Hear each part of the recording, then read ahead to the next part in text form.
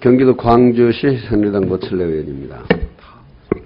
오전에도 제가 그 가족 문제 말씀을 드렸는데, 제가 이제 자료 요청을 해가지고 이제 자료에서 받은 게 그걸 중심으로 하기 때문에 좀 오후에도 또 가족 문제가 유전이 돼가지고 죄송스럽습니다.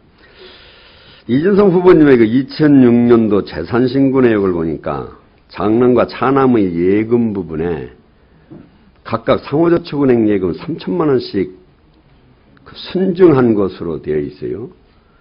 이게 그 자녀들한테 그 증여를 한 것 같이 제가 이 자료를 검토한 걸로는 보여서 이게 증여가 아닌가 이렇게 생각을 하고 좀 한두 개 묻도록 하겠습니다. 왜냐면 2008년도 재산신고 내역을 보니까 장남의 경우 2006년 그 신고 당시에 3,400만 원에서 2년 만에 7,300만 원으로 또 2배 이상 증가가 합니다. 그 이 예금 이렇게 급작스럽게 증가하는 뭐 사유가 특별히 있었습니까? 장남이 2005년에 학사장교로 군 입대를 했습니다. 그래서 3년간 이제 장교로 복무를 했는데 그 당시에 그 집에 자주 올 수 없고 BOQ에 살았었습니다. 그래서 그때 받은 월급 대부분을 아마 저축했다고 저는 들었고, 그런 그 장교 월급을 받은 것이 그렇게 증가 원인일 거라고 생각을 합니다. 그럼 그 받아서 월급 받아서 한 푼도 안 썼다는 게 되나? 거의 그럼 3년이면 한 숙식이 군대에서 해결이 되기 때문에 저희 3천만 원 이상 증가가 되는데 바로 증가되는 게 그래? 가능하리라고 생각합니다. 제가 얘기 듣기로는 한 월급을 뭐 150 이상 정도 받았다고 하고, 그걸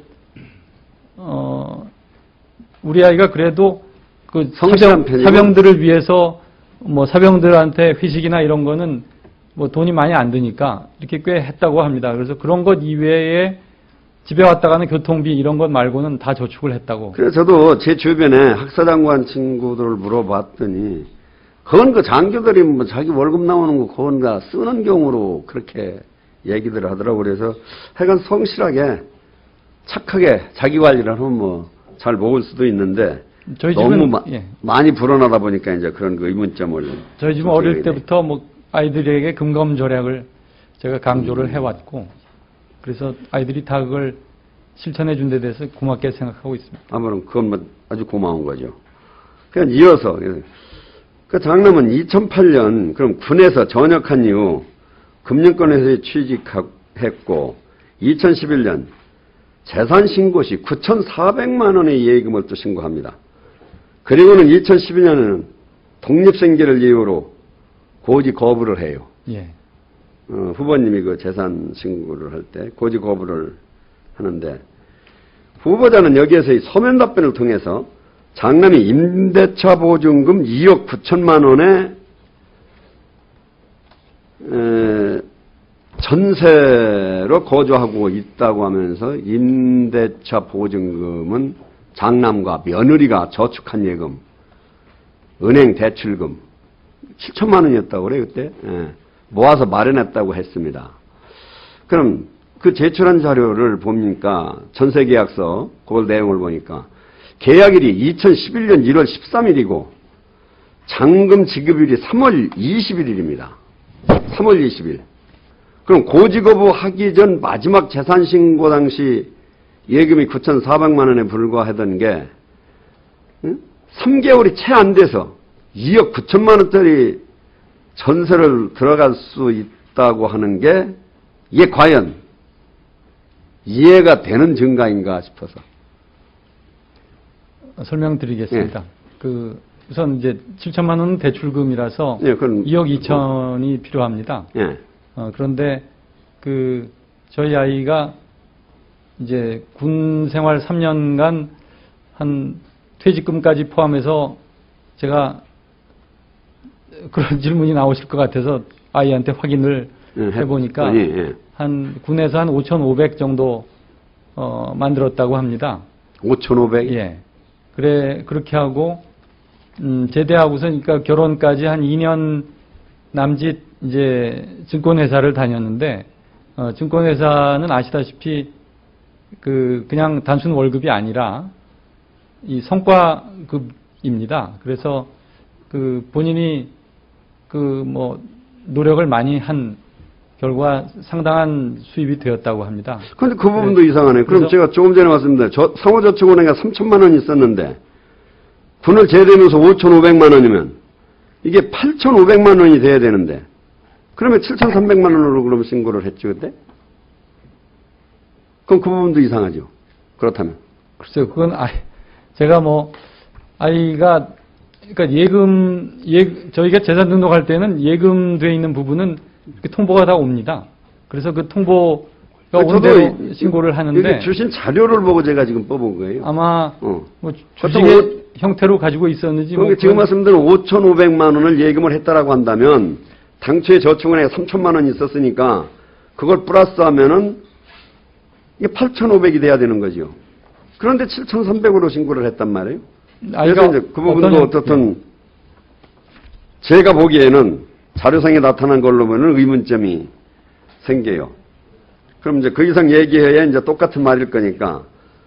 자, 그럼 다시 이제 그 답변하신 걸로 돌아가서 보면 장남의 예금이 9,400만 원과 대출금 7천만 원. 그럼 며느리가 1억 2,600만 원을 이제 부담하게 됩니다.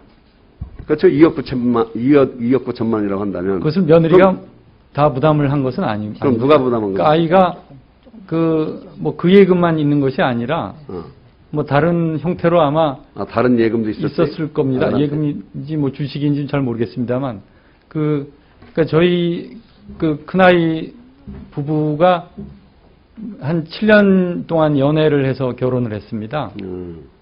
그래서 며느리가 이제 은행에 상당히 오래 다녔는데요. 며느리가 그래서 이제 저축을 하고 또 재테크에 상당히 발끈한 은행에 그래서 다녔기 때문에 그 며느리도 이제 집을 요새는 신랑의 집에서 집을 마련해 주는 게 다들 그런다고 신문에들 요새 얘기를 하던데. 어디였어요? 저희 아이들은 자기들이 마련해 보겠다고 해서. 며느리가 어쨌든 1억 2,600만 원을 그럼 부담한 셈이 되는데. 꼭 그 금액인지는 알 수 없습니다. 한 1억 정도는 며느리가 어쨌든, 부담을 했습니다. 그럼 요즘 그 젊은 세대들에 보면, 참 이런 것도 묻기가 좀 죄송스러운데. 혹시 그 부부 공동명의로 재산신고, 공동재산 명의로 등록을 했습니까? 저희 아이는 자료 보니까 공동명의로 안 돼 있더라고요. 고지 거부를 했기 때문에 신고가 안 돼 있습니다. 결혼해서 분가하면서 고지 거부를 한 것입니다. 독립생계 유지하기 때문에. 제가 통상 보면 요즘 젊은 세대들의 형태는 신부가 그렇게 부담을 하게 되면 자산을 공동명의로 하는 경우더라고요. 그런데 또 저한테 주신 자료에 보면 아들 명의로만 되어 있어서 예, 나중에 집을 사게 될 때는 공동명의로 하지 않을까 생각도 듭니다. 있어서 혹시 자금 형성 과정에 문제가 있다 이렇다면 이것도 하나의 증여 부분에 들어가지 않는가 해서 저는 그 관점으로 보기 때문에 증여하는 겁니다. 예, 알겠습니다. 이상입니다. 네, 노철래 의원님 수고 많으셨습니다.